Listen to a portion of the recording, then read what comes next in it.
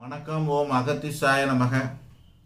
இது துலா லக்னத்துக்கு சுக்கிர பகவான் எங்கே நின்னா என்ன பலன் அப்படிங்கிறத சொல்கிற வீடியோ.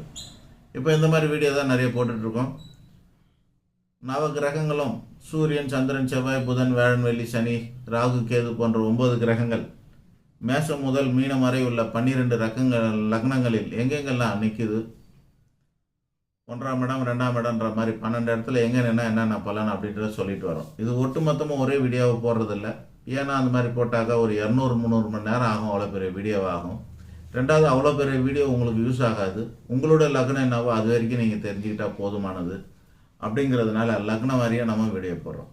அந்த அடிப்படையில் சூரியன் முதல் கொண்டு குரு வரை ஏற்கனவே போட்டாச்சு 12 லக்னத்துக்கும். இப்போது சுக்கிரனுக்கானது போடுறோம். அதுலேயும் இது 7வது லக்னமான துலா லக்னத்துக்கான பலன். ஸோ துலா லக்னத்துக்கு சுக்கிரன் எங்கே நின்னா